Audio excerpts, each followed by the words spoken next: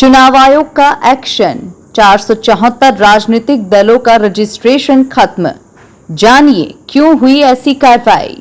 चुनाव आयोग ने 474 राजनीतिक दलों पर बड़ा एक्शन लिया है। इसी ने इन दलों का रजिस्ट्रेशन समाप्त कर दिया है। शुक्रवार को जारी प्रेस विज्ञप्ति में चुनाव आयोग ने कहा कि अगस्त से लेकर अब तक कुल 808 पार्टियों का पंजीकरण समाप्त किया जा चुका है और इससे पहले 9 अगस्त को इस प्रक्रिया के पहले चरण में 334 पार्टियों का रजिस्ट्रेशन समाप्त किया गया था। बता दें कि चुनाव आयोग ने 9 अगस्त को 334 पार्टियों का रजिस्ट्रेशन खत्म कर दिया था, जिसके बाद अब 474 RUPP को सूची से हटा दिया गया। इस तरह 2 महीने में कुल 808 पार्टियों का रजिस्ट्रेशन खत्म कर दिया गया।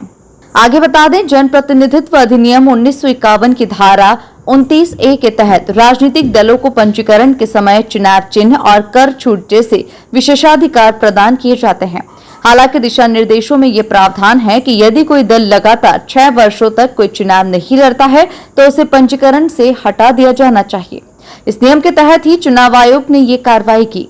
चुनाव आयोग के द्वारा 474 पार्टियों का रजिस्ट्रेशन समाप्त करने से सबसे ज्यादा यूपी की पार्टी सामने आई, जिसमें यूपी की 121 पार्टी, महाराष्ट्र की 44, तमिलनाडु की 42, दिल्ली की 40, पंजाब की 21, MP की 23, बिहार की 15 और आंध्र प्रदेश की 17 पार्टी शामिल हैं।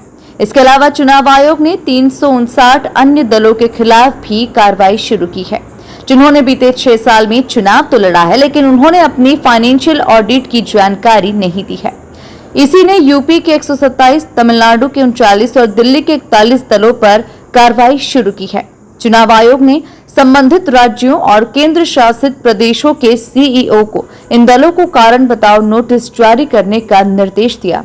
बता दें, इन दलों को सूची से हटाने से पहले अंतिम निर्णय लेने के लिए सुनवाई की जाएगी।